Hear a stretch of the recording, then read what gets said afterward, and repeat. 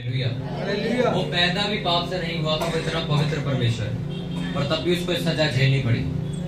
आज लोगों को ये लगता है ये जो क्रूस की जो कथा है, जो क्रूस की जो कहानी बाइबल में लिखी गई है, ये सिर्फ क्रिश्चियन कम्युनिटी के लिए लिखी गई है। Hallelujah hallelujah. ये हमारे लोगों के लिए नहीं लिखी गई, ये तो क्रिश्चियन लोगों के लिए लिखी गई है। और ये दुनिया का सबसे बड़ा झूठ है, क्योंकि यीशु मसीह ने बाइबल में जब क्रूस उठाई तो कभी भी ये नहीं कहा था कि मैं सिर्फ उन्हीं लोगों के लिए क्रूस उठा रहा हूँ जो लोग ईसाई हैं या फिर क्रिश्चियन हैं। Hallelujah hallelujah. कितनों को बात समझ आ रही है? गुड फ्राइडे के दिन, जब शुक्रवार का दिन था, जब यीशु मसीह को सलीब पर चढ़ाया गया, तो यीशु मसीह के पहले से कोई राजीनामा नहीं था कि भाई साहब फांसी मत देना, इसको क्रूस पर चढ़ा के मारना। बाकायदा उस टाइम ये रूल था। क्रूस पर बड़ी बड़ी सजाएं दी जाती थी। छोटे मोटे गुनाहगारों को ऐसे ही छोड़ देते थे, पर जिसकी बड़ी बड़ी सजाएं होती थी, जिसने बड़े बड़े गलत काम किए होते थे, उसको क्रूस पर चढ़ाते थे। जो रोमन सरकार थी, उसका रूल था कि जब कोई बड़ा अपराधी पकड़ा जाए, किसी ने मर्डर कर दिया, किसी ने बहुत बड़ी डकैती कर दी, या किसी ने बहुत बड़ा जुर्म कर दिया, उसको क्रूस पर लटका के मारेंगे। और जब क्रूस पर लटकाया जाता था तो थोड़ी देर बाद अगर वो आदमी नहीं मरता था तो उसके घुटने तोड़ के उसको नीचे उतारते थे। क्या तोड़ के? घुटने तोड़ के उसे उतार देते थे। पर यीशु मसीह की बाइबल में लिखा कोई भी हड्डी टूटी नहीं थी, क्योंकि जब वो तोड़ने के लिए गए थे उससे पहले यीशु मसीह सो चुके थे। इसलिए उनके पंजर में भाला घुसाया गया जहां से खून और पानी निकला था।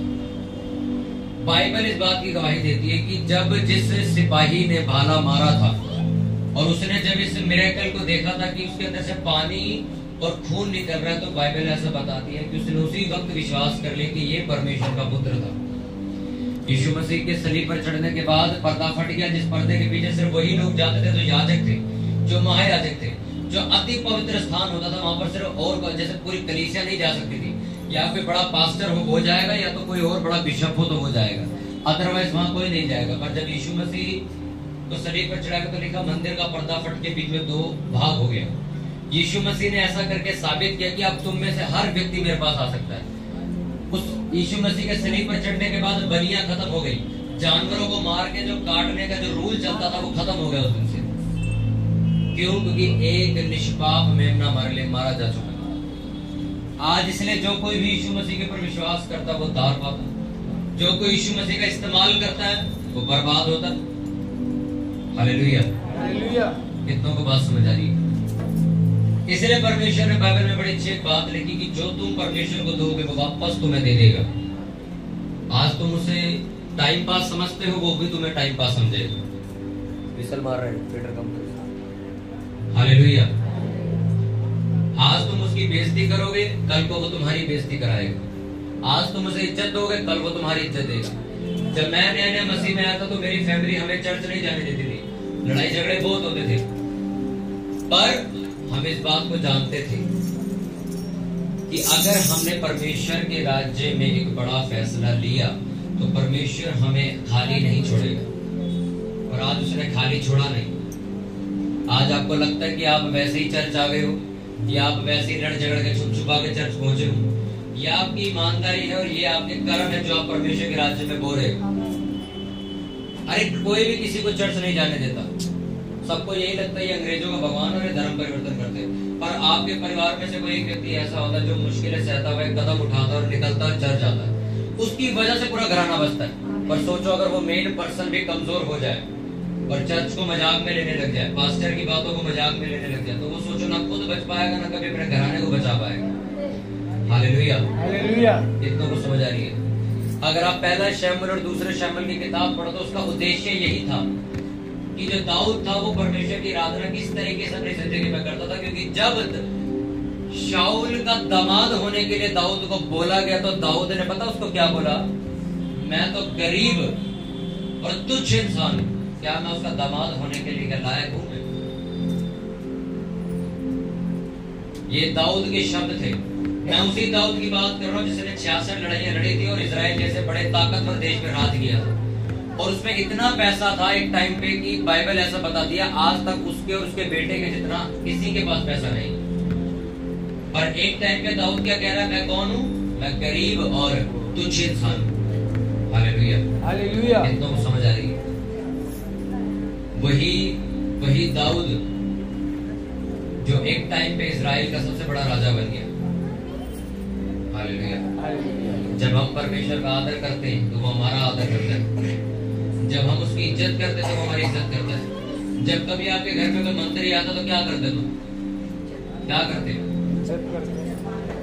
इज्जत सम्मान कैसे करते? आप बेड पे मस्त लेटे रहते हो और वो आके बैठ जाते, ऐसा होता है क्या? उठते हो, उसको हार वार पहनाते हो, शरबत शरबत पूछते हो, यही करते हो ना आदर? क्या नहीं करते हो? जब तक तुम्हें इज्जत नहीं करनी आएगी उसकी सलीब कभी तुम्हारे घर काम नहीं कर सकती। Hallelujah, hallelujah. कितनों समझ आएगी? कितने लोग राशन लेने जाते हैं यहाँ पे? राशन की लाइन देखी कभी आपने? लंबी होती है ना? और सोचो आपके सामने मैं पवित्र वचन का प्रचार कर रहा हूं, तुम लोग बैठ गए। इसलिए मैं तुम्हें समझा रहा हूं, अभी तुम्हें इज्जत करनी आई नहीं। जिस दिन आ जाएगी उस दिन परमेश्वर तुम्हारे घर होंगे। आज जब हम अपनी चर्च जाते थे, जब मैं अपने पास्टर से मिलने जाते थे हम, तो हमारा एक वहां पे एक रूल होता था कि जब पास्टर हमें प्रचार कर रहे होते थे या पास्टर हमें कोई चीज समझा रहे होते थे या कुछ भी बता रहे होते थे, तो ये इज्जत थी कि हम उनके आगे घुसकते नहीं थे और जब तक वो खड़े रह के बात करते हम खड़े रह के सुनते थे। पर आज एक चर्च में मैं गया, वो पास्टर अपनी चर्च के अंदर आया और उसके चर्च के सारे लोग बैठे रहे, यहाँ तक कि उसको मिलने तक नहीं गए और पास्टर से प्रेयर कराने के लिए चले गए। बाद में मेरी बात को ध्यान से अपनी कान में गांठ बांध के रख लो। मैंने जो किया है मैं एग्जैक्ट किसी चर्च को वैसा ही बताता हूँ। मेरे परिवार ने जो किया मैं वही चीज आपको बताता हूँ। अब मैं कोई ऐसी नहीं कि कोई चीज मैंने छुपा रखी है, मैं सब कुछ वैसे ही आपको बता रहा हूँ। अगर तुम जितनी इज्जत उसकी क्रूस को दोगे, जितना इज्जत उसकी मौत का करोगे, जब वो जी उठेगा तो तुम्हारी इज्जत करेगा। आप सोचो कि जब यीशु मसीह को सलीब पर चढ़ाया जा रहा था तो चेले वहां पर थे, मरियम भी वहां पे थी, जो दूसरी मरियम जिसका भाई जिंदा हुआ वो भी वहीं था। सब वहीं थे और सब वहीं देख रहे थे, उसको इज्जत कर रहे थे कि हमारा प्रभु उसको मार दिया गया। जब ईस्टर आया, जब यीशु मसीह कब्र में से जी उठ के बाहर निकले, तो वो किसी राजे से मिलने नहीं गए थे। वो किससे मिलने गए? पहली बार अपने चेलों से मिलने गए। पहली बार दिखाई किसको दी? मरियम को दिखाई। आज जो उसके साथ खड़ा है, कल जब वो खड़ा होगा तो वो तुम्हारे साथ खड़ा होगा, और हम उसके साथ खड़े नहीं होना चाहते। बाइबल में लिखा जब यीशु मसीह को लोग सेना ने आके पकड़ा तो चेले इधर उधर भाग गए, गायब हो गए वहां से। आज जब आप प्रभु भोज लोगे तो आपको प्रभु भोज का मतलब भी पता होना चाहिए। प्रभु भोज कोई रोटी और कोई शरबत नहीं कि चर्च में मिल रहा है पिए जाओ। क्यों इसको कहा जाता है? वही लोग लेंगे जो बपतिस्मा ले चुके, जिन्होंने बैप्टिज्म ले रखा है, जिन्होंने यीशु मसीह को अपना उद्धारकर्ता स्वीकार कर रखा है। क्यों? क्योंकि वही इंसान इस प्रभु भोज की इज्जत समझ सकता है जिसको ये बात पता है कि मेरा गुरु क्यों मेरे लिए मरा था। और अगर आपको पता ही नहीं है तो आप तो पाप भी करोगे, कल शराब भी क्या होगा, आज प्रभु भोज ले लोगे, कल गांजा दे क्या होगा, आज प्रभु भोज ले लोगे। अगर आपको ये नहीं पता जो मैंने किया उसकी माफी भी मांगनी होती है, या जो मैंने किया वो गलत था, तो आप प्रभु भोज लेते बेकार लगोगे। बाइबल में लिखा है यीशु मसीह की मेज के पास जो चेले बैठे थे उनमें से एक चोर था, एक लालची था जिसने 10 कुछ 40 सिक्के के चक्कर में यीशु मसीह को बेच दिया था। हाँ के ना? सोचो, बेच दिया उसको। वो यीशु मसीह के साथ 3.5 साल रहा पर उसको कभी यीशु मसीह से प्यार नहीं हो पाया, और वो इसी ताड़े में घूमता रहा कि कब मैं इसको बिकवाऊं और कभी मरे और कब मेरे को पैसा मिले। Hallelujah, hallelujah. उन पैसों से उसने जमीन खरीदी जिसका नाम क्या पता, लहू का खेत। उसने एक जमीन खरीदी थी उन पैसों से, जिस पैसों से यीशु मसीह को बेच दिया था। आज मैं आपको सच सच बताऊं, अगर वो आपके सामने क्रूस पर मारा गया, उसको कोड़े पड़े, उसका बेइज्जत किया गया, और तब भी अगर आप उस पर यह शक करके बिलीव करके बैठे हो कि शायद ये मेरी जिंदगी में कुछ कर सकता है, तो आप सबसे बड़े वहम में हो। एक परमेश्वर इंसान बना, पहली बात तो, जो कि बनना बहुत मुश्किल है। अगर आपको बड़ी पदवी मिल जाएगा, सर मैं आपको बोलूंगा झाड़ू मारने के लिए आपकी हालत खराब हो जाएगी, क्योंकि आपको लगे यार मेरे साथ तो मेरे सिक्योरिटी वाले खड़े हैं, मेरे साथ मंत्री खड़े हैं, तो मुझे कह रहे हो झाड़ू मारने के लिए। यीशु मसीह स्वर्ग की गद्दी छोड़कर नीचे आया और गधे के बच्चे के ऊपर बैठ के अंदर आया यरूशलेम में, और अपने चेलों के हाथों से अपने पैर धोए उनके। ये काम जब उसने किया तो उन्हें साबित कर दिया कि परमेश्वर मनुष्य बन गया है। सब लोग महान बनना चाहते हैं अपनी जिंदगी में, वो इकलौता था जो महान होने के बावजूद तुच्छ बन गया। हाँ के ना? इसलिए जब आज यीशु मसीह का गुड फ्राइडे आता है तो ये रोने का दिन नहीं है। अरे अगर तुम रो रहे हो तो तुम ये साबित कर रहे हो कि यीशु मसीह को नहीं मरना चाहिए था। फिर तुम कहते नहीं अगर वो मरा है तभी तो हमें माफी मिली है। तो अगर वो मरा है, अगर तुम्हारी जिंदगी उसकी वजह से बचाई गई है तो ये तो खुशी की बात है। यीशु मसीह ने कहा तुम्हारा शोक तुम्हारे आनंद में बदल जाएगा, तुम्हारा रोना तुम्हारी खुशी में बदल जाएगा। हालेलुया।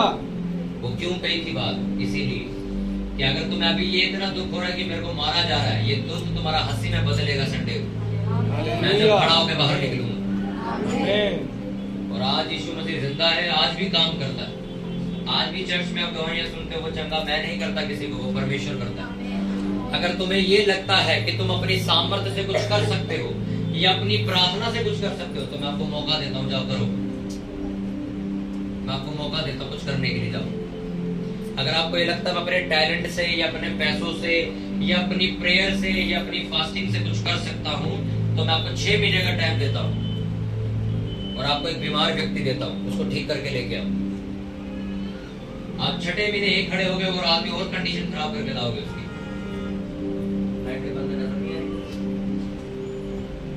हालेलुया। कितनों को समझ आ रही मेरी बात? और अगर तुम ये काम नहीं कर सकते तो ये काम किसने किया? जब तक तुम लोगों को ये लगता है ना कि मैं कुछ कर सकता हूँ या मैं कुछ कर सकती हूँ तो परमेश्वर यही कहता है जा तो खुद ही कर दे। जब थक जाए कि मेरे को बुला लियो।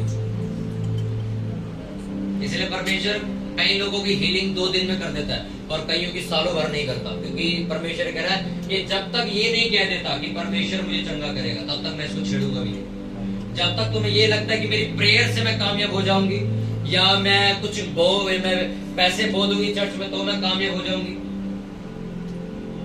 मैंने हमेशा अपनी जिंदगी में परमेश्वर को यही बोला कि मेरे पास जो कुछ भी आ रहा है वो तेरी वजह से आ रहा है। मैं इतनी जल्दी इतनी ग्रोथ नहीं कर सकता। एक 6 महीने के एक्सपीरियंस से कोई आदमी बिजनेस नहीं कर सकता। मैंने किया है। जो कमाई लोग 5-5, 6-6 साल लगा के करते वो मैं 1 महीने में कर रहा हूँ, ये मैं नहीं कर सकता, ये कोई और कर रहा है, क्योंकि मैं जानता हूँ ये इंसान की बस की बात नहीं है। पर आज लोग अगर उन्हें सरकारी नौकरी चाहिए तो चर्च के आले द्वारे घूमते हैं, सरकारी नौकरी लगती मिट्टी हो जाती है, गायब हो जाते हैं वहां से। तुम्हें क्या लगता है तुम परमेश्वर को इस्तेमाल करके निकल जाओगे, वो तुम्हें ऐसे ही जाने देगा? मैं आपको सच बात बता रहा हूँ, मैं जेन्युइन बात बता रहा हूँ आपको। इसी चर्च की जिन लोगों ने परमेश्वर को मजाक में लिया, टाइम पास समझा कि अपना फायदा निकलवा ले, सिर्फ परमेश्वर ने तमाशा बनाया उनकी जिंदगी का। धक्के खा रहे हैं आज वो लोग, बेइज्जती करवा रहे अपनी जगह जगह जाकर। आज अब चर्च में इसलिए नहीं आए हो कि आज गुड फ्राइडे है, आज प्रेयर होगी, कुछ हमें भी मिल जाएगा। कब कुछ नहीं मिला। उसने बोल के ये प्राण खत्म किए, सब कुछ पूरा हुआ। अब आपके पास क्यों नहीं है ये आप देखो। हालेलुया। समझ आ रहा है क्यों क्रूस पे गए थे यीशु मसीह? आज उसकी इज्जत अगर हम नहीं करेंगे तो और कौन करेगा? हालेलुया। क्रूस पर यीशु मसीह का मरना कोई स्पिरिचुअल एक्ट नहीं था, वो कोई रोल प्ले नहीं हो रहा था वहां पे कि थोड़ी देर के लिए मरने की एक्टिंग कर ले बाद में नीचे आ जाएगी। तो एक्चुअल में उसकी जान निकली थी वहां। हालेलुया। शास्त्री नगर मीटिंग में एक बार मैंने जब बात बोली कि कोई आपके लिए कोड़े नहीं खा सकता कोई है, तो एक पुलिस वाली वहां बैठी हुई थी, वो मेरे ख्याल से वो सब इंस्पेक्टर थी, वो वहां प्रचार सुन रही थी, टेंट में बैठी हुई थी। तो उसने खड़े होकर हाथ उठा के बोला, कहती हाँ मैं दर्द सह सकती हूँ। मैंने कहा कोई कोड़ों की मार सह सकता क्या मेरे लिए? वो कहते हाँ हम सह लेंगे, क्या दिक्कत है? उसने जोशबाजी में बोल दिया। मैंने उसको बुद्धिमानी से जवाब पूछा, वो शर्मिंदा हो गई। मैंने कहा अच्छा ठीक है तुम कोड़े खा लोगे, ठीक है मैं मान लिया तुम्हें। अच्छा आज तक किसी से तुमने थप्पड़ खाया क्या? अब वो इस बहकावे में बह गए कि अगर मैं ये बोलूंगी कि हाँ मैंने थप्पड़ खाया तो मेरी इज्जत कम हो जाएगी, तो उसने सोचा मैं ये बोलती हूँ कि नहीं मैंने आज तक कभी नहीं खाया तो मैं और बलवान दिखूंगी, तो उन्होंने ये बोल दिया मैंने आज तक कभी थप्पड़ नहीं खाया।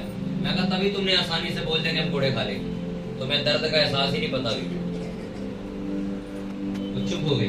मैं कहा इंजेक्शन लगाने से दर्द होते कभी डरे हो? कहते नहीं हम नहीं डरते। मैं कहा तभी तुम्हें वो कीले कभी महसूस नहीं हो पाए। अगर मैं तुम्हारे सुई भी ऐसे मार दूं ना सर, आप 3 दिन तक तड़पोगे।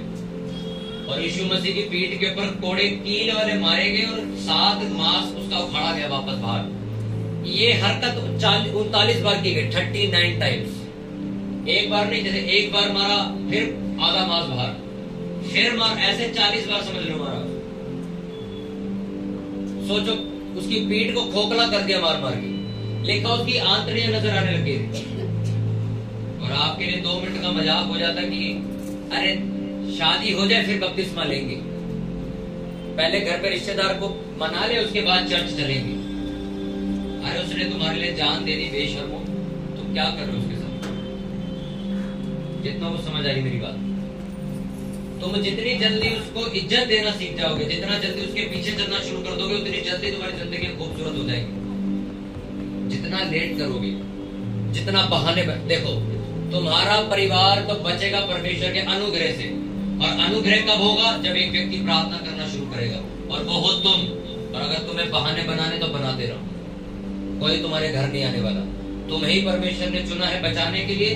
तुम झूठ बोल के चर्च, मैं कितने महीने तक झूठ बोल के चर्च गया, कितने बहाने बना बना के हम पास्टर के साथ रुकते थे। हमें पता हमारे घर वाले मानते तो थे नहीं, और वो बीज था जो आज हम काट रहे हैं।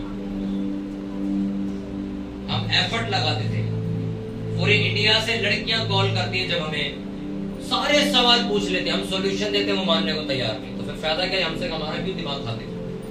अरे हम ये करें, ऐसे करें, हमारी बहन ठीक नहीं होती, ऐसा नहीं होता, वैसा नहीं होता। मैं कहा चर्च आया करो।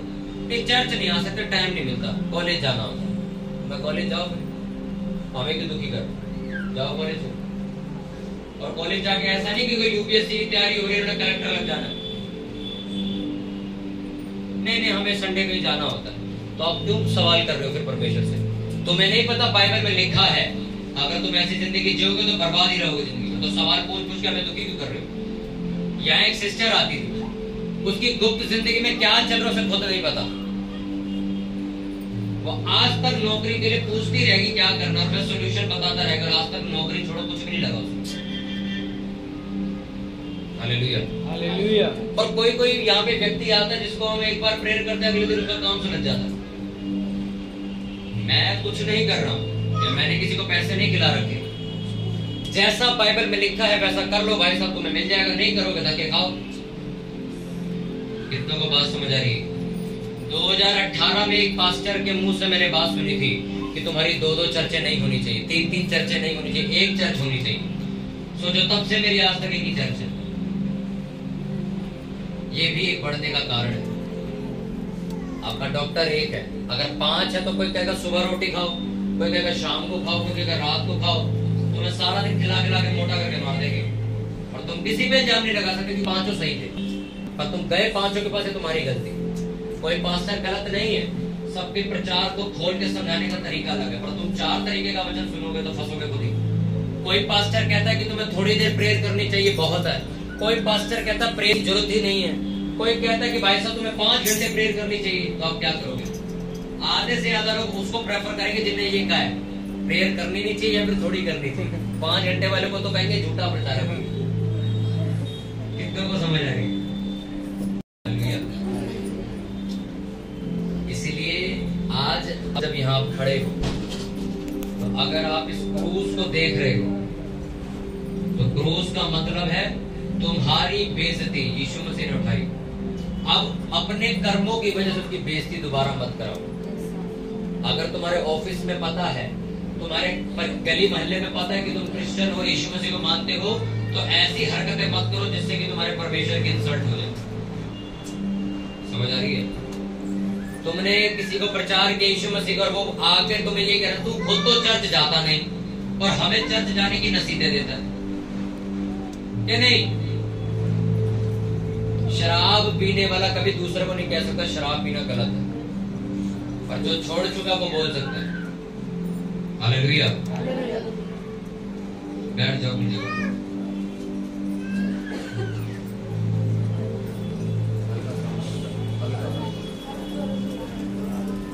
हालेलुया। आज आप प्रेयर में आए हो, फास्टिंग प्रेयर, मतलब आप कुछ खाते नहीं हो, पीते हो सिर्फ, और कुछ टाइम सिर्फ परमेश्वर की तरफ अपना ध्यान केंद्रित रखते हो। आज उसी उपवास प्रार्थना में आप बैठे हुए हो।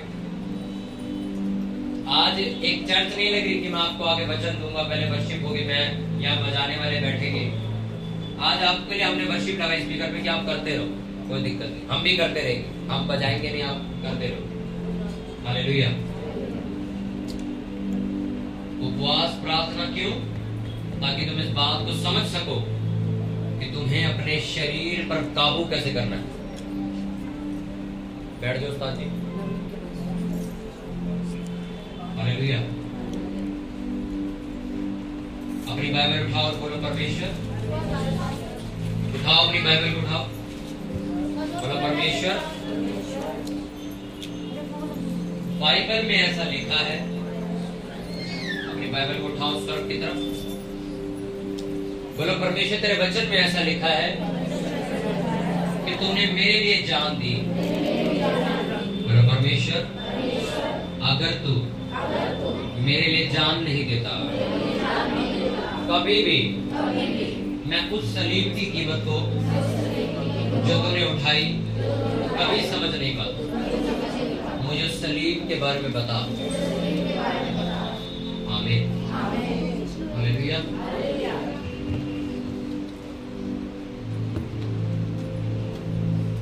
यीशु मसीह ने जब क्रूस उठाया, जब उसको मारते हुए लेके जा रहे थे रोड से, तो पूरी रोड उसे देख रही थी। हालेलुया। अपने पड़ोसी को बोलो ध्यान से सुन। सुनने से विश्वास पैदा होता है। बोलो अपने पड़ोसी की तरफ मुंह करके बोलो ध्यान से सुन। सुनने से विश्वास पैदा होता है। हालेलुया। मैं आज आपको फिर बता रहा हूं, जिस क्रूस को आप चर्चों में, दरवाजों पे, लोगों के घरों के बाहर झंडे के ऊपर लगा हुआ देखते हो, वो क्रूस कोई छोटी, कोई मामूली चीज नहीं। उस क्रूस की वजह से तुम यहाँ बैठे और मैं यहाँ बैठा हूं। उसकी इज्जत करना, उसका आदर करना, वो बेकार में जान देकर नहीं गया।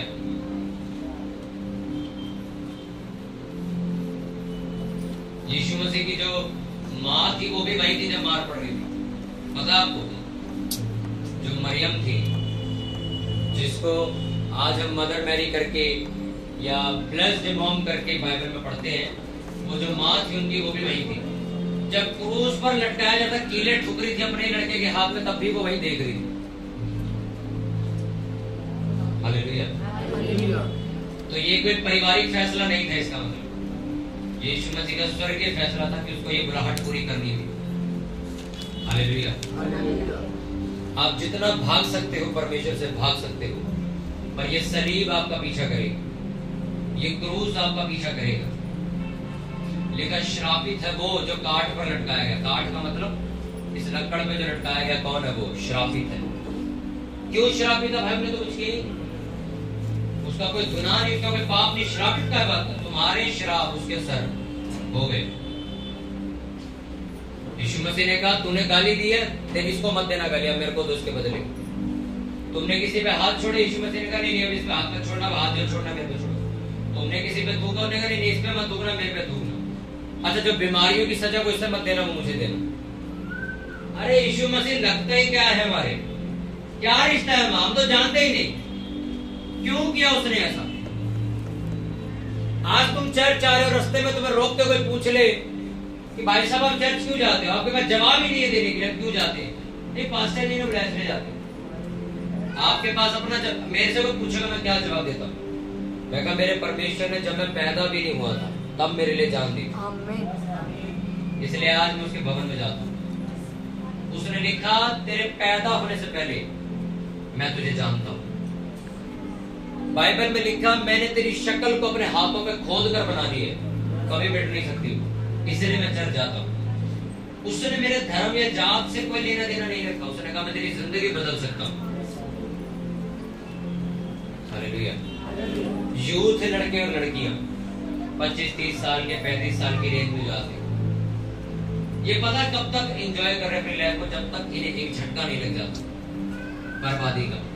ये मुड़ेंगे तो सही, पर मुड़ेंगे तब जब बर्बाद करके आएंगे, ऐसे नहीं मुड़ेंगे।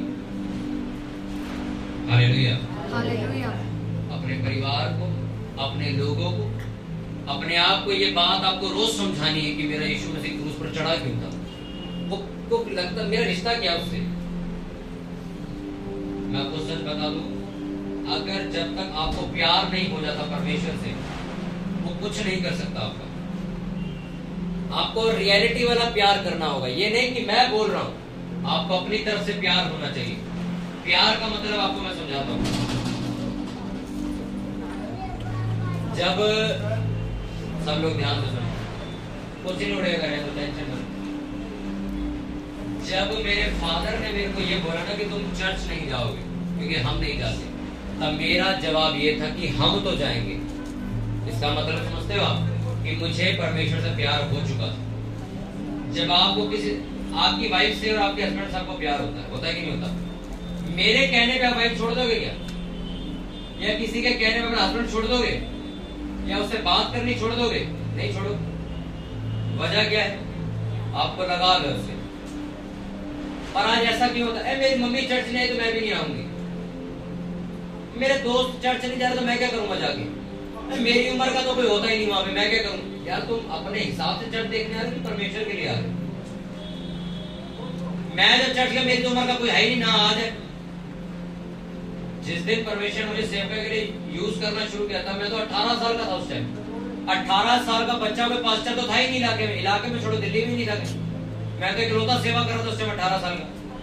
आज मैं 23 साल का, आज मैं कर रहा हूँ। आज और भी यूथ खड़े हो गए। तो मैंने ये देख के थोड़ी सेवा करी थी, मैं 23 साल को मैं क्या करूंगा? मुझे परमेश्वर से प्यार, मैं सेवा करता हूँ। मूसा ने अपनी उम्र देख के थोड़ी सेवा करी थी, वो कहता मैं तो 83 साल का हूँ, 80 भी पार कर गया हूँ, मैं क्या करूंगा इतना बुढ़ा होकर सेवा करके। लेकिन तो हमने सेवा करी 20 लाख से ज्यादा लोगों की, अकेला करता था। हालेलुया। आप उम्र देख के प्यार करते हो परमेश्वर, चर्च की लोकेशन देख के प्यार करते हो। अरे इस चर्च में तो एसी नहीं है, एसी नहीं है, क्या करेंगे जाके चर्च में? ओ वहां चर्च में 4 एसी लगे हुए। इस चर्च में सर मैं कभी एसी नहीं लगाऊं, मैं आपको साफ कहता हूं। क्योंकि हर साल ये चर्च बढ़ती है, हमें बाहर निकलना में बड़ी बड़ी जगह लेनी थी, टेंट में एसी लगाऊं। अब जिस पास्टर को ये बात पता लग जाती कि मैंने सदा भर जिंदगी यही रहना है, मैं कभी इससे आगे नहीं बढ़ूंगा, तो वो यहाँ पे एसी क्या, वो पहाड़ भी बनवा दे गए, वो झरने भी बनाए गए। उसे पता मेरी जिंदगी यही काटनी।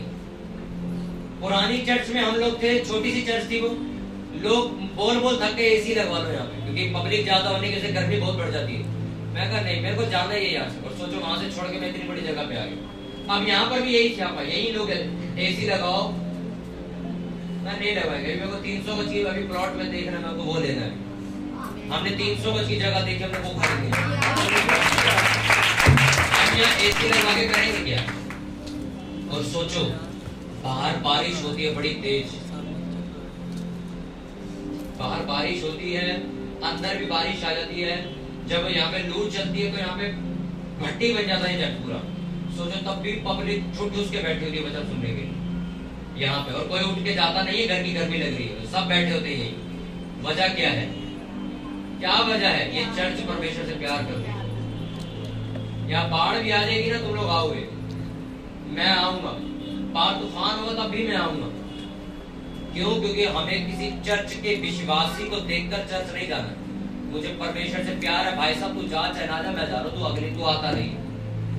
मैं आ रहा हूँ यार, मुझे नहाने दे। भाई तू आता नहीं, मैं जा रहा हूँ, मुझे वर्शिप में बैठना है यार, मुझे आराधना करनी है यार, तू वर्शिप छुड़वा देना मेरी बात। हालेलुया।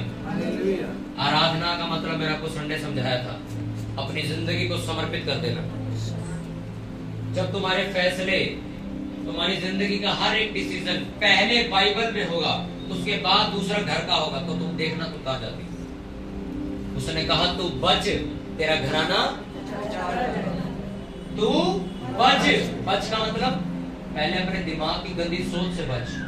जो तेरे को बार बार ये कहती है चर्च नहीं जाना, छोड़ो जी घर चलो। पहले क्या कर, इससे बच, पाप से बच, गलत फैसले लेने से बच। जब तू बच जाएगा फिर तेरा परिवार भी बच जाएगा। मैं बच गया था। हमने जब नया नया चर्च जाना शुरू किया, कलेश हमारे घर भी होते थे, बहुत होते थे, पर हम बच गए। हमने उसको अपने दिमाग में नहीं जाने दिया कभी भी। हमारे फैसले हमें पता था, भाई साहब निकाल दो घर से, चर्च नहीं छोड़ेंगे, कुछ भी कर लो। आज मैं, मेरा परिवार पूरा सेवा कर रहा है ना। क्यों कर रहा है? हमने तो झाड़ा तो लगाया नहीं उनके। कैसे उनका मन बदल गया? अरे बाइबल ओरिजिनल है, वो ओरिजिनल काम करती है, ओरिजिनल। तुम जो जो करते जाओगे बैक करता जाएगा वो तुम्हें, वो रिवर्स आएगा 100 गुना करके। अब तुमने गलत किया तो गलत 100 गुना वापस आएगा। तुमने कुछ अच्छा किया परमेश्वर के लिए 100 गुना वापस आएगा। मेरा बिजनेस ऐसे नहीं खुला, मैंने अपना बैंक खाली कर दिया था जब बोने गया था। मैं सारे पैसे निकाले, सब डाल दिए थे मैंने। 2 महीने बाद मेरा बिजनेस मेरे हाथ में था। कुछ आपने ऐसा किया नहीं कि परमेश्वर बैक करे तुम्हें, कुछ नहीं किया ऐसा। Hallelujah, hallelujah. कितनों को बात समझ आ रही? क्रूस जो यीशु मसीह ने उठाई वो तुम्हें जानता नहीं था तब।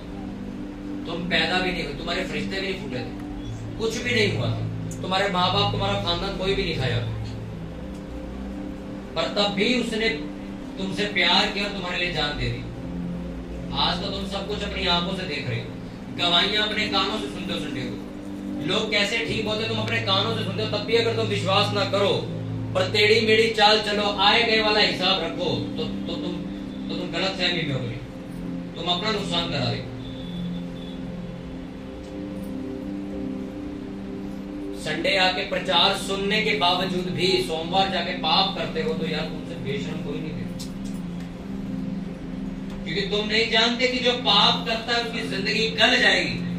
लिखा उसकी कमाई कुत्ते खाएंगे, उसकी कमाई वो लेके तो आएगा पर दुश्मन खाएंगे। लिखा जो विरोधी है तेरे ऊपर सफल होने लग जाएंगे, लोग तेरी बदनामी करने लग जाएंगे। जो लोग तेरे से भी नीचे हैं वो तेरे ऊपर चढ़ के राज करेंगे और तू कुछ नहीं कर पाएगा अगर तेरी जिंदगी में क्या है, पाप है। तुम पाप छोड़ दो, जिंदगी देखो स्वर्ग बना देगा।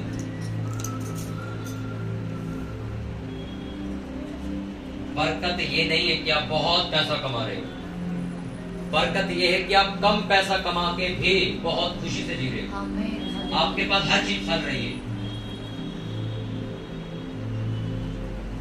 और उजाड़ ये है कि आप इतना अच्छा कमाते हो तब भी तुम्हारी जेब में 10 रुपए का नोट नहीं है। इसे उजाड़ कहते हैं। बरकत ये थोड़ी है मैं तो 50,000 मेरी सैलरी है, 50,000 कमा के भी लोग कर्जा ही भर रहे हैं और उनके पास 100 रुपए नहीं। पर आपने कुछ लोग देखे जो 10,000 रुपए कमाते हैं सिर्फ, तब भी उनकी जेब भरी रहती है हमेशा। इसे बरकत कहते हैं। उनसे जब मांगो कहता नहीं यार पैसे है नहीं लेके जा, उसे बरकत कहते हैं। बरकत को, आशीषों को लोगों ने गलत तरीका समझ लिया। गाड़ी हो गई, घर हो गया है, आपका कुछ बड़ा काम हो गया, इस सब चीजों को लोग बरकत और आशीष समझते हैं। ये तो फैसिलिटीज हैं। आप कलेक्टर बन जाओगे, सर आपको गाड़ी थोड़ी खरीदनी है, आपको गाड़ी सरकार खुद ही दे देगी। वो तो आशीष मेन ये नहीं है, गाड़ी तो फ्री में आ जाएगी आपके पास।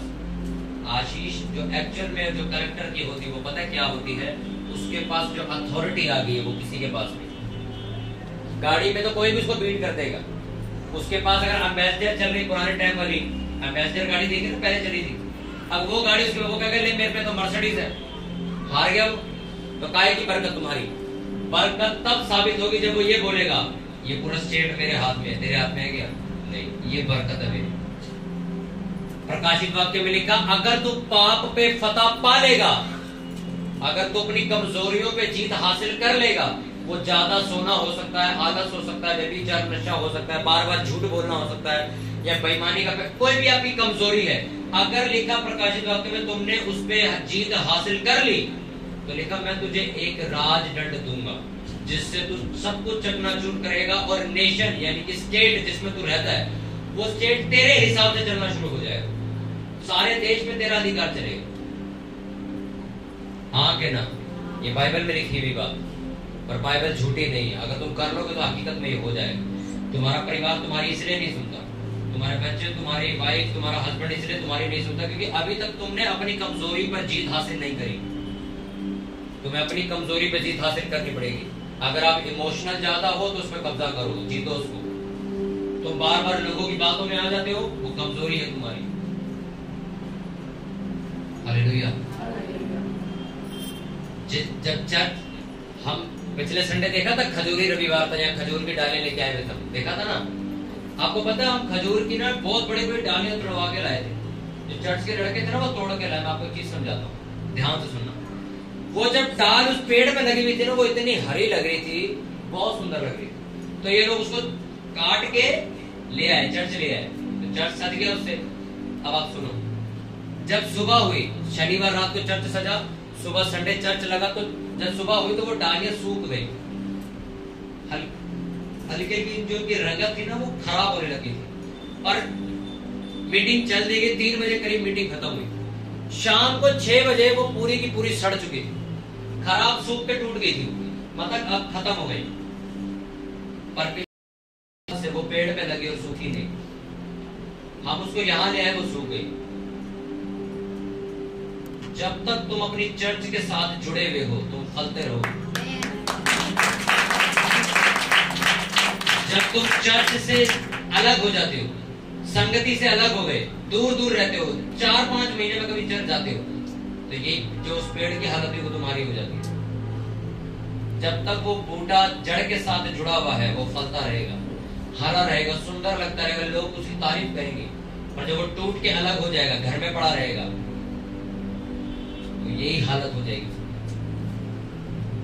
बच्चे को स्कूल मत भेजो, घर बैठा लो उसको। दुनिया का सबसे पढ़ा के बनेगा, उसको स्कूल के साथ ज्वाइंट रखो, स्कूल जाता रहे, पढ़ता रहे, जाता रहे, पढ़ता रहे, वो कलेक्टर भी बन जाएगा, खूबसूरत जिंदगी हो जाएगी उसकी। कई लोग कहते हैं हम घर पे प्रचार सुन लेते हैं यूट्यूब पे।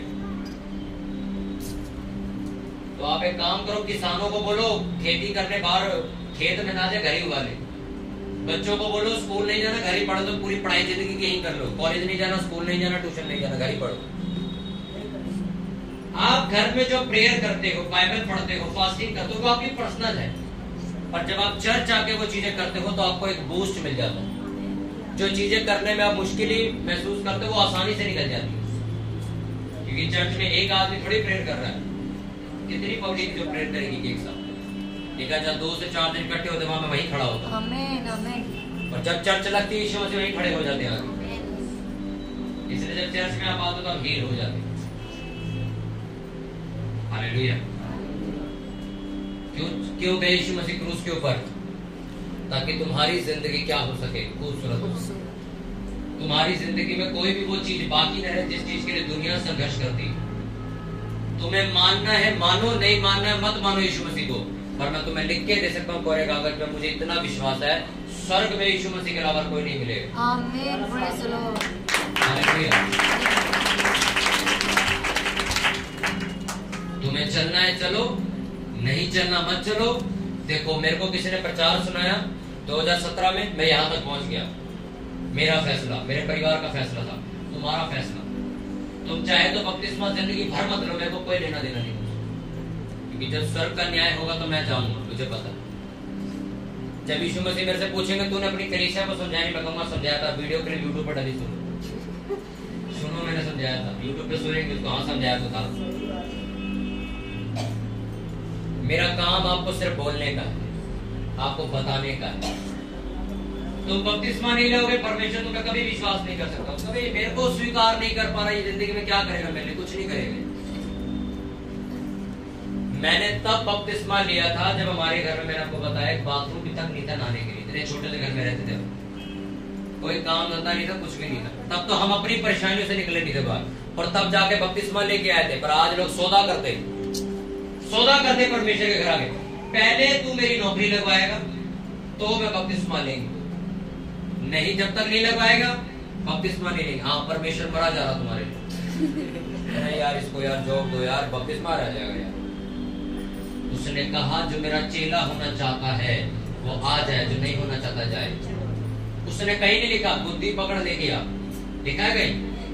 यीशु मसीह के पास कितने बड़े बड़े बिजनेसमैन, अमीर लोग हैं, कहते हैं हमें अनंत जीवन चाहिए, क्या करें? कहते आज्ञाओं को तो तू जानता ही, व्यभिचार न करना, ये ना करना। कहता तो मैं सब कुछ करता हूँ। कहते तेरे अंदर एक कमी है। कहता अपना पैसा उठा गरीबों को दे दे और मेरे पीछे चल। कहता मैं नहीं कर सकता। कहता ठीक है जा, कोई प्रॉब्लम नहीं। यीशु मसीह को आपके आने और जाने से कोई प्रॉब्लम नहीं, बस उसको एक वचन की प्रॉब्लम है जिसमें ये लिखा है कि पाप करने वालों की सजा अत्यंत भयंकर होगी, जो कि यीशु मसीह देख नहीं पाए। इसलिए वो चाहते हैं कि तुम बपतिस्मा लेके यीशु मसीह के पास आओ। समझ रहे हो कि नहीं समझ रहे हो?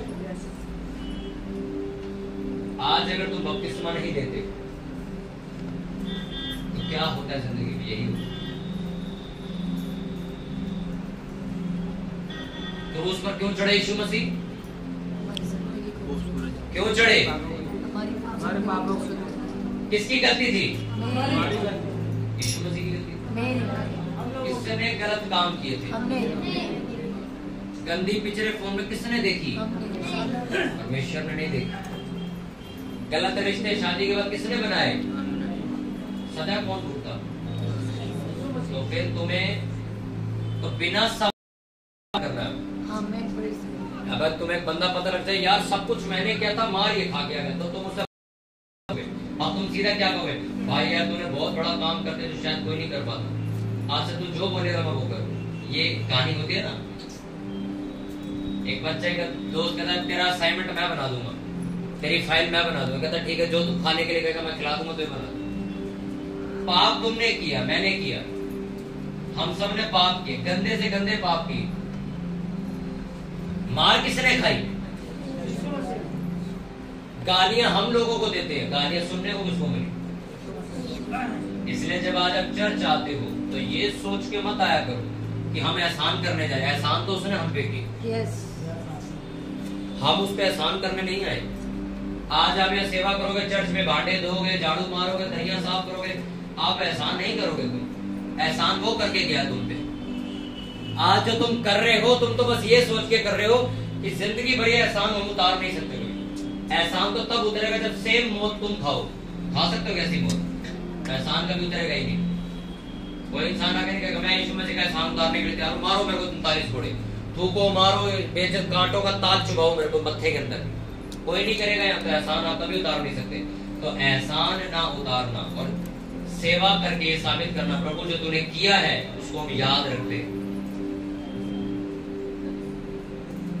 आज मैं प्रचार कर रहा हूँ, ये सेवा कर रहा हूँ, क्यों? क्योंकि वो हमारे लिए बना, ये आपको बताना जरूरी है।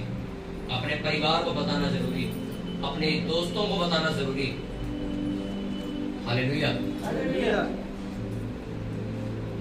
शैतान तुम्हें बहुत दुख दे सकता है कि तुम किसी तरह चर्च जाना छोड़ दो, और परमेश्वर एक शब्द भी नहीं बोलेगा तुम्हें कि नहीं मैं हूं, टेंशन मत ले। वो कभी नहीं बोलेगा। वो चेक करेगा तुम क्या करते। सुबह 8 बजे करीब एक मेरे को फोन आया घर पे, कहते चर्च में आग लगी किसी सिस्टर के कपड़ों में और उसकी स्किन भी जल गई। सुबह यहाँ पे जब पीछे लंगर बन रहा था, और मेरे को बताया कहता पहली बार आए हो। अब सोचो, कहते पहली बार आए और पहली बार ही आग लगी। इसका मतलब समझ रहे हो? ये आग चुन्नी में नहीं लगी, ये नरक में आग लगी। तुम चर्च आए, चुन्नी में नहीं आग लगी। तुम चर्च आए तो आग कपड़ों को नहीं लगी, वो शैतान को लगी। वो सड़ गया था। ये कैसे चर्च आ गई? इसको किसी तरह वापस भेजो। कई लोग यहाँ पे आ गए थे, कहते आप जब प्रेयर करते हो तो घर जाने में उल्टियां लग जाती है। तो मैं कहता हूँ अच्छी बात है ना, वो बाहर निकल रहा तुम्हारी दुष्टा। कहते हैं नहीं, बीमार हो गए, हम दूसरी चर्च जाएंगे।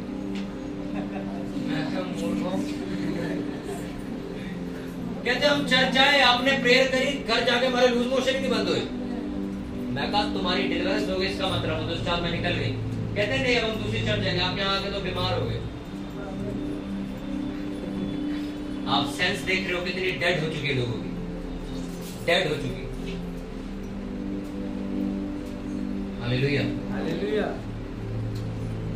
जब आप चर्च आते हो पूरा नरक दहल जाता है तुम्हारे चर्च आने की वजह से। घबरा जाते हैं वो लोग, शैतान और उसकी सेना घबरा जाती है जब तुम चर्च जाते हो। और जब तुम चर्च नहीं जाते, सोचो कितना आनंद होता होगा। शुक्र है चर्च नहीं गया, घर बैठा है, इससे नशा करवाओ, इससे पाप करवाओ, क्योंकि वो जानता है जब तक ये जड़ के साथ जुड़ा रहेगा, हरा रहेगा, जिस दिन ये जड़ से निकला उस दिन सुखा दूंगा इसको। इसलिए चर्च आके आप किसी पास्टर पे एहसान नहीं कर रहे, आप किसी साथ वाले बंदे पे एहसान नहीं कर रहे, आप अपने प्यार के खातिर आ रहे हो। हालेलुया। क्यों कोई पास्टर कहता है भाई साहब तुम नहीं भी आओगे मैं तो अकेला प्रचार कर लूंगा, वजह क्या है? उसको प्यार कलीसिया से नहीं, उसको बड़ी गैदरिंग से नहीं, उसको परमेश्वर से प्यार है। वो गैदरिंग देख के थोड़ी प्रचार कर रहा है, वो तो प्रचार कर रहा है, उसको प्यार है परमेश्वर से। और आज से अगर तुम्हें प्यार होगा, अगर तुम इस क्रूस को अपनी जिंदगी में याद रखोगे, वो क्यों मरा था, क्यों यीशु मसीह ने जान दी मेरे लिए, वो मेरे को जानते भी नहीं थे। तो अगर तुम्हें ये सदा याद रहेगा तो तुम रोज उठ के सबसे पहले ये सोचोगे कि मुझे परमेश्वर को खुश कैसे करना, मुझे कैसे उसके वचनों को पूरा करना है, कैसे पाप से बच के रहना है, क्या मुझे अगले कदम उठाने जिससे कि मैं परमेश्वर की राह पे आगे बढ़ूं। हालेलुया। गुड फ्राइडे आया है तो ईस्टर भी आएगा। आमीन।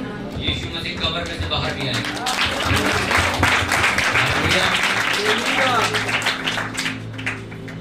इसलिए आज गुड फ्राइडे अपने सर में छाप के जाना।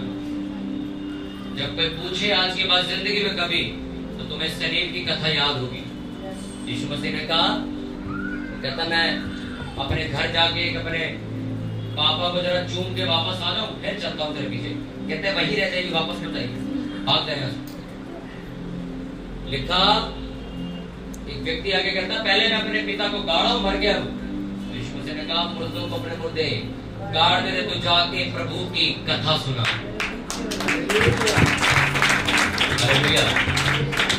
आपके फैसले बाइबल के हिसाब से होने चाहिए, परिवार के हिसाब से नहीं। किसके हिसाब से? अगर आपको लगता है मेरा हस्बैंड या मेरा भाई या मेरी बहन कुछ ऐसा फैसला ले रहे हैं जो बाइबल से बाहर है, तो आप क्या करोगे? आप बाइबल से बोलोगे ये गलत है, फैसला आत्मिक होना चाहिए। समझ रहे हो कि नहीं समझ रहे हो? हमारे घर शादी आए, फंक्शन आए, बर्थडे आए, मेहमान आए, अगर संडे है तो उठ भाई तू भी चल, घर कोई नहीं बैठेगा, तेरे को लग रहा है पैप्सी भी लेंगे, घर चल वहां पे कथा सुन जाएंगे, वहीं लंगर खिलाएंगे। तुम्हारे फैसले, तुम्हारा घर आत्मिक रीति से चलना चाहिए। हालेलुया। इस क्रूस को याद रखना से हमेशा, इस क्रूस को अपने जहन में बिठा के रखना, क्यों यीशु मसीह ने मेरे लिए जान दी थी और अब मेरा फर्ज क्या बनता है। अब मेरा फर्ज ये बनता है कि मैं उसे स्वीकार करूं। उसने कहा धन्य है वो लोग जो बिना देखे विश्वास करते हैं। कुछ लालच में आके यीशु मसीह को स्वीकार नहीं करना। मैंने बिना लालच के यीशु मसीह को स्वीकार किया, हम लोगों ने बिना लालच के स्वीकार किया, सब कुछ मिला। लालच में कभी मत आगे करना। तुम आए गए वाला हिसाब रखना चाहते हो, रखो, यीशु मसीह भी तुम्हारे लिए केयरलेस हो जाएंगे। तुम उसके लिए लापरवाह, वो भी तुम्हारे लिए लापरवाह है। तुम्हें अपनी जॉब से ज्यादा प्यार है, नौकरी से प्यार है, करो प्यार, उसको भी तुम्हारे से कोई प्यार नहीं। पर अगर तुम उससे प्यार करते हो तो मेरी बात याद रखना, अगर माँ बाप अपने बच्चों को इतना काबिल बना देते जितना वो खुद नहीं है, सिर्फ प्यार के चक्कर में कि हमारा बच्चा, तो अगर परमेश्वर प्यार करेगा तो वो तुम्हें क्या बना देगा। हालेलुया। अपने हाथों को उठाओ, अपनी आंखों को बंद करो, प्रार्थना करो, परमेश्वर तेरी क्रूस की ये कथा सदा के लिए मेरे जहन में रहे। तेरी ये क्रूस की कथा जो आज मैं सुनने जा रहा हूँ, मेरे परमेश्वर मेरे जहन में सदा के लिए बच जाए। ये क्रूस की कथा खुदावंद व्यर्थ नहीं, ये क्रूस की कथा खुदावंद मेरे लिए है कि खुदावंद जब तू मुझे जानता भी नहीं था तब तूने मेरे लिए जान दे दी। परमेश्वर मैं ये प्रार्थना करता हूं कि खुदावंद ये क्रूस की कथा सदा के लिए खुदावंद मेरे जहन में रहे। ये क्रूस की कथा परमेश्वर मेरे दिमाग, मेरे बुद्धि में घर कर जाए। अपने होठों को खोलो और प्रार्थना करो, प्रभु तूने मेरे लिए जो सलीम उठाई, प्रभु वो व्यर्थ नहीं थी। मैं आज जो कुछ हूँ तेरी वजह से हूँ, जो कुछ मेरी जिंदगी में होगा वो तेरी वजह से होगा। मैं इतना ताकतवर नहीं कि अपनी ताकत से कुछ कर सकूं, मेरा विश्वास सिर्फ तुझ पर है। तू कर चाहे मत कर, मैं तेरा चेला हूँ, तू मेरा परमेश्वर है। मैं किसी लालच के तहत चर्च में नहीं बैठा, मैं लालच के तहत खुदावंद तेरे वचनों को नहीं मान रहा हूँ। खुदावंद मुझे तुझसे प्यार है और मोहब्बत सदा रहेगी। प्रभु मैं तेरी इज्जत करूंगा, मैं लोगों के बीच में तेरी इज्जत करूंगा। बाइबल में लिखा तू बच, मैं बचूंगा खुदावंद लोगों की बातों से और तेरी बातों पे ध्यान लगाऊंगा। Thank you Lord Jesus. धन्यवाद यीशु, धन्यवाद पवित्र पवित्र सर्वशक्तिमान परमेश्वर।